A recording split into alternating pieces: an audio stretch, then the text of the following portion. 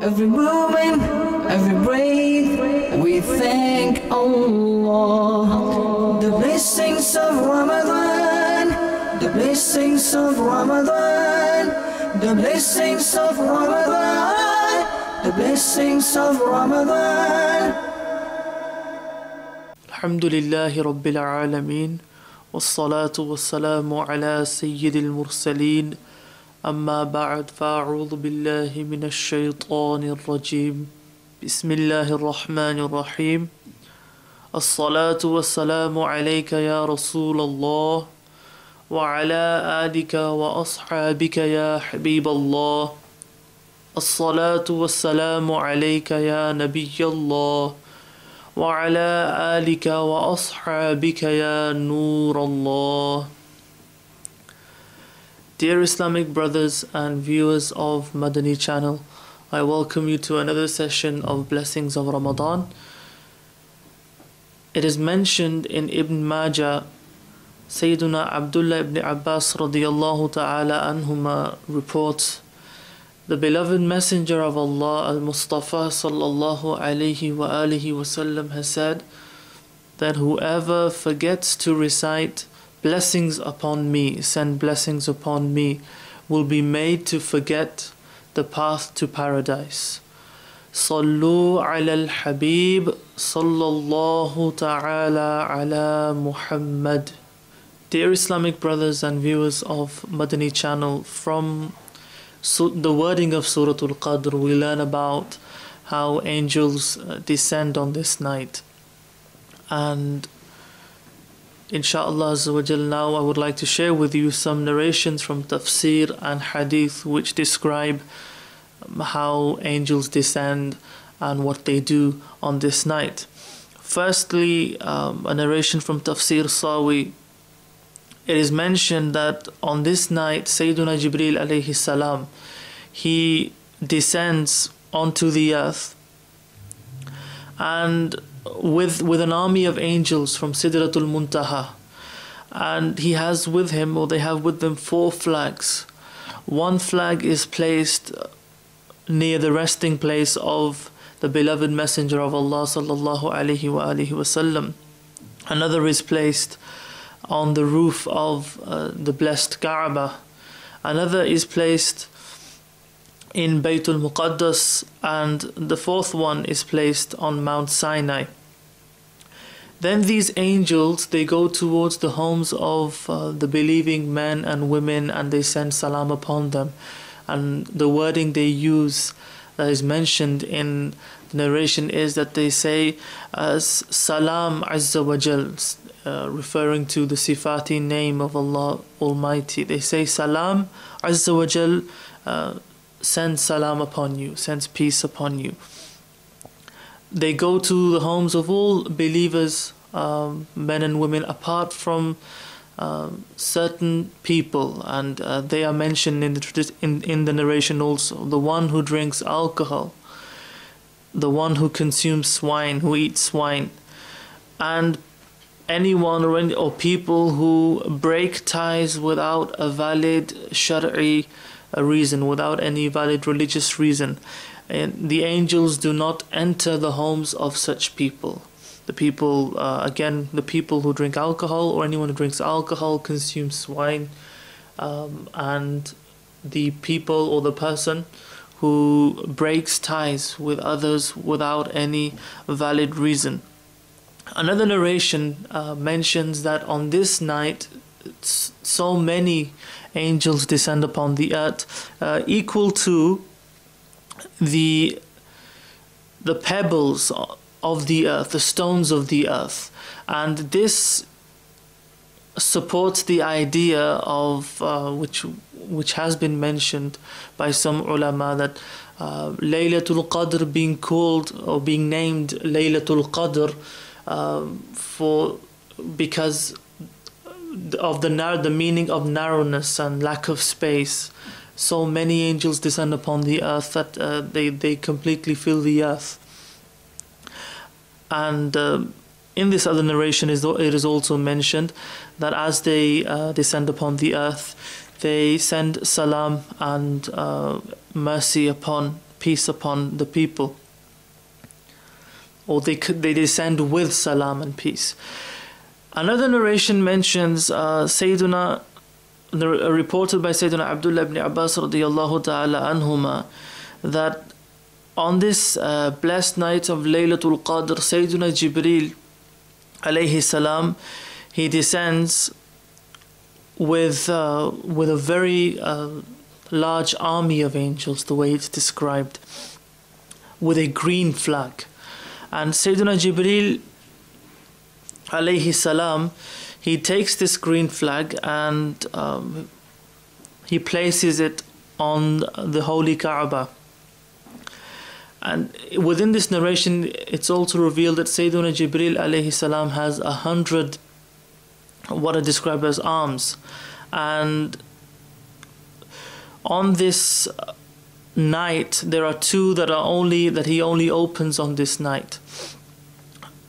And the distance covered by these two arms or wings, you may say, is equal to the distance from the east to west. Sayyidina Jibreel alayhi salam, he orders the angels to go to the believers who are performing prayer or remembering Allah Almighty, and shake hands with them and send salam upon them.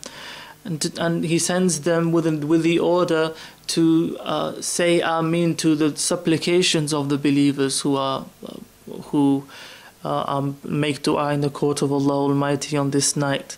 And until the morning, this happens until the morning. So Sayyidina Jibreel alayhi salam, he gives this order, and the angels spread out throughout the earth, and they may join believers wherever they are around the world who are remembering Allah Almighty, say Ameen to their du'as and shake hands with them. The angels say to Sayyidina Jibreel alayhi salam, when it's time for them to return, that, "Oh Jibreel, what have you done about the needs of the ummah of the Prophet sallallahu alaihi wasallam?"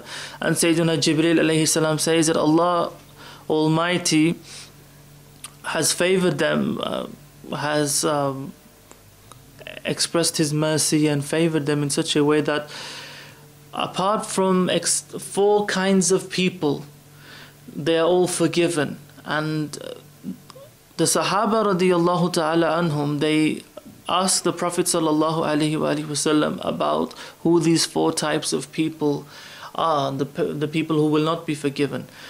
And it was revealed, the first person, the one who drinks alcohol, he will not be forgiven. Oh, he is the exception for this. He will not receive this mercy. Secondly, those who disobey their parents. And thirdly, the one who breaks ties and relations. And fourthly, the one or the people who have hatred for each other. They have hatred for each other, and they break ties with each other. From these narrations, dear Islamic brothers and viewers of Madani channel, we learn about how blessed this night is, how the angels descend upon the earth and visit the homes of the believing men and women, and send salam upon them, or bring a message of salam. They bring with them mercy and peace. They even join the supplications of the believers and say Ameen to the supplications of the believers. In fact, as Sayyidina Jibreel alayhi salam reveals, that the ummah is forgiven. It's a night of forgiveness for the ummah of the Prophet sallallahu alaihi wasallam. But still there are some people who will be deprived on this night. And amongst those people, the first person mentioned, the one who drinks alcohol. And this sin of consuming alcohol has affected so many people. Unfortunately, it affects this ummah also. And there are believers out there who are guilty of this sinful action. Another, if not equally, definitely, I think many would say more of a problem and more widespread is the sin of disobedience towards parents, disobeying parents. And, this is another sin which is common.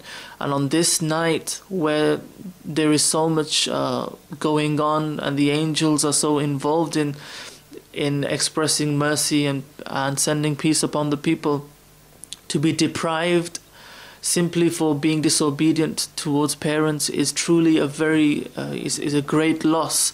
And all who are affected by this sin must repent sincerely and try to make up for this. Another common thing which is found within our communities today is how people break ties with each other, and without any valid reason, maybe over inheritance, maybe over a minor disagreement. Maybe the disagreement is between children and it reaches adults because for every parent, his or her son or daughter is dear. So sometimes it even starts with a disagreement between children, and it reaches the adults, and they decide to, instead of being forgiving and being mature about the whole situation, it becomes very personal. And the fourth, in the previous narration, fourth type that was mentioned, the people who have hatred for each other, and they break ties due to this feeling of hatred that they have for each other. How common is this? Today, when a youth, he looks at another youth, that is enough for him to develop hatred instantly. Why are you looking at me? You dare look at me? Such is the arrogance of some believers, and they are drowned in their negligence to such an extent that they cannot, they're deprived of any humility and any respect for another Muslim. So we learn from this narration that if we want to gain on this night, we must sincerely repent in the court of Allah Almighty if we have violated the rights of anyone in any way, if we have broken ties for without any valid reason, without any shari'i reason, if we have any such unjustifiable hatred. The believer loves for the sake of Allah. And if he has any hatred, it is for the sake of Allah Almighty. But unfortunately, what is common today is personal hatred and breaking ties due to personal reasons, not religious reasons, or not to avoid fitna, not to avoid the mischief of the people. So let us all make this intention that we will strive to maintain good conduct, and if we have violated the rights of any believers out there, we will go to them and plead for forgiveness. We'll beg them for forgiveness so that we are not deprived on this night of Laylatul Qadr, and we gain all the blessings of this night. Sallu ala al-Habib sallallahu ta'ala ala Muhammad.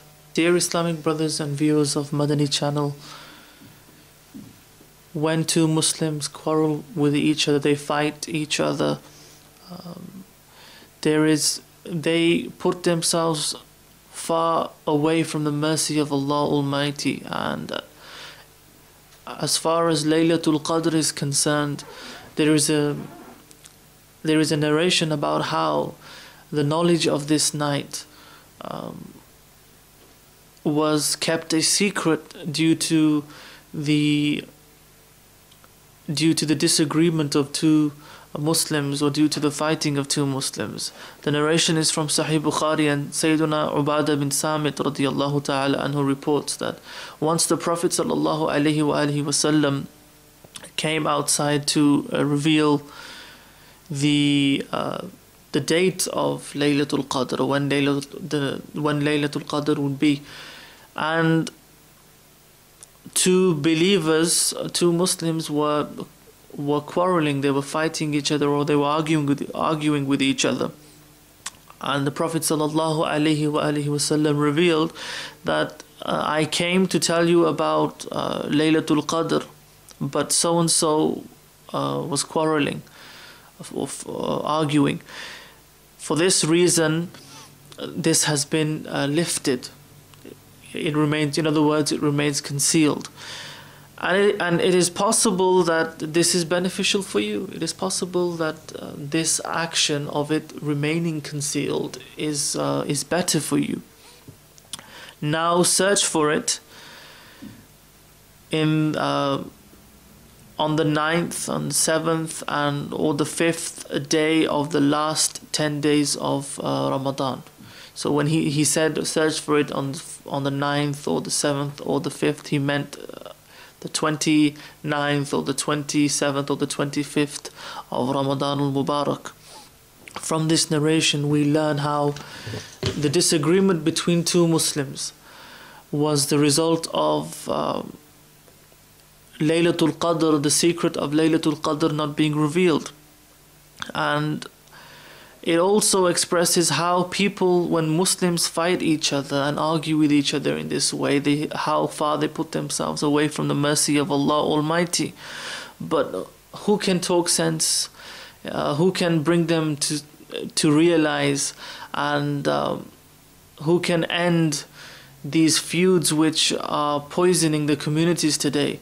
Today we have people who fight and quarrel with each other due to familial background. I belong to this tribe, or I belong to this family. And my honorable Shaykh Abu Bilal Mawlana Muhammad Ilyas Al-Qadri Damat Barakatuhum Al-Aliyah, he expresses in his book about how someone from a Punjabi is quarreling or fighting with a Sindhi with someone from Pathan, or someone from Balochistan. Basically, where you're from in a country is often a reason to argue or fight or quarrel or have that kind of negative attitude towards each other. And this may not be confined to where you live in a country or which part of the world you live in. This is even this sickness is even found within familial backgrounds. Which family do you belong to? And believers are judged according to which family they belong to. The individual may not know anything about that person, but just by investigating, as they would put it, and finding out about a familial background, they would pass judgment on another Muslim. Fighting with each other because of difference of language, difference in terms of where we live in a country or where we live around the world. Surely this is not the way of the believers, and this has pushed Muslims from different countries, from different areas of the world, further and further apart. As far as the Islamic understanding of believers is concerned, our beloved Messenger of Allah Azza wa Jalla sallallahu alayhi wa alihi wasallam made it very clear in the famous narration in Sahih Bukhari that the believers are like one body. The community of believers, they're all of them just like one body. If one limb, if one part of that body is in pain, then the whole body feels this pain. So when our Muslim brothers and sisters around the world, anywhere in the world, suffer, do we feel that pain, or do we consider the hardship that they are going through? If we do not consider this, and if we are negligent in this respect, then we are missing out on being true believers. For a true believer, he will always remember his brothers and sisters in Islam, and would always consider and be affected by any hardships or difficulties faced by any Muslims anywhere around the world.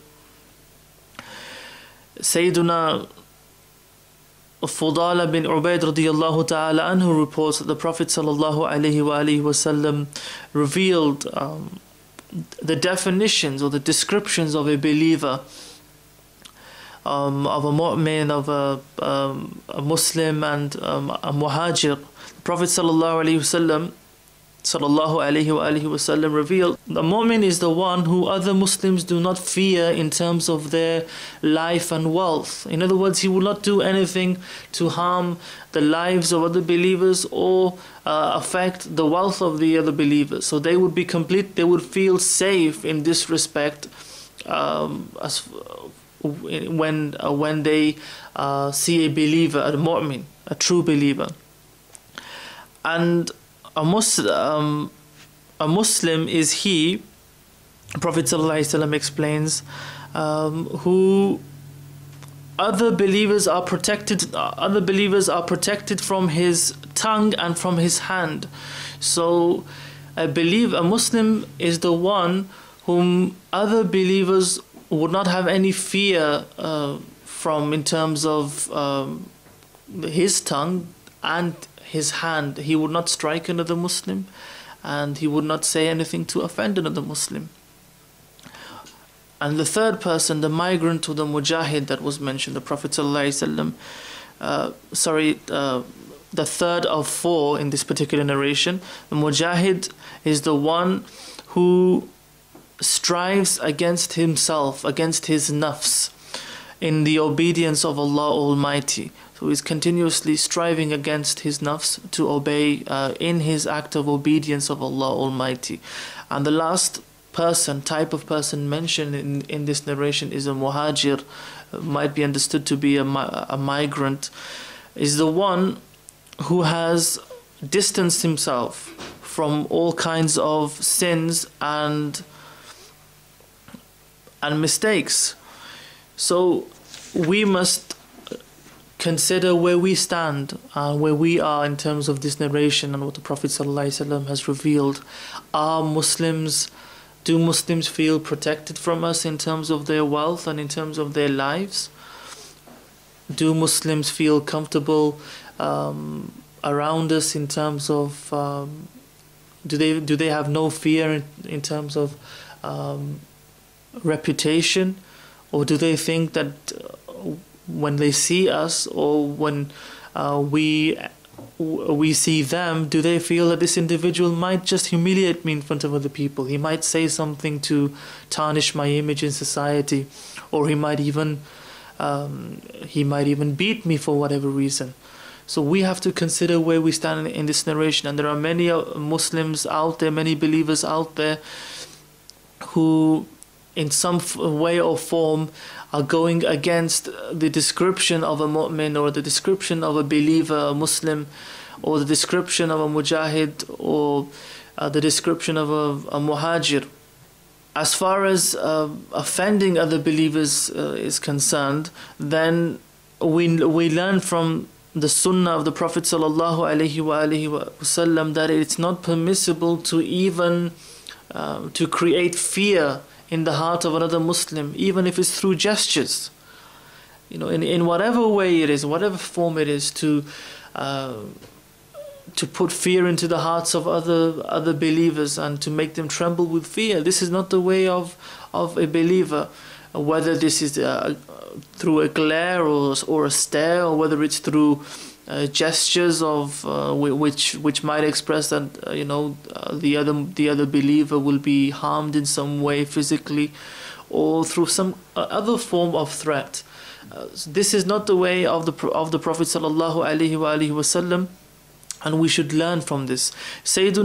We should learn from the narration. Sayyiduna Mujahid rahmatullahi ta'ala alayhi reports that some people who will be in the fire, they will be given this punishment. They will face such a terrible itch, and they will scratch themselves to such an extent that their skin will begin to peel off, to such an extent that their bones would become visible. So some people of hell will have this punishment, that they will just scratch and scratch and scratch until their bones become visible. Someone will ask them, how is this punishment for you? And they will say that we cannot bear this punishment, it's unbearable. Then they will be told that in this world, in dunya, you would offend other believers, tease other believers, or offend them, or cause inconvenience for them in some way, and this is your punishment. So the punishment for the people who offend believers, who tease them in some way, or cause them grief in some way, is that such people will be punished in the fire with this punishment, that they will scratch their bodies until their flesh is peeled away and their bones become visible. May Allah Almighty save us from the horrifying punishments and torments of hell. Sallu ala al-Habib sallallahu ta'ala ala Muhammad. Dear Islamic brothers and viewers of Madani channel, I would like to end by sharing another account of an individual who changed his life due to the i'tikaf of DawateIslami in the last 10 days of Ramadan. A young man from a city of Punjab in Pakistan revealed how he was westernized. He was always watching films, and he was not inclined to Islam at all. Then he decided to perform the i'tikaf with the brothers of DawateIslami, and as many others have experienced, he went through this phase of being overwhelmed by the love and admiration that he saw around him. He was really affected by the i'tikaf, and he describes the environment that he had never seen such an environment before. He had never had such an experience before. And when the 27th night came, the special gathering took place. There were speeches, and at the time of the dua,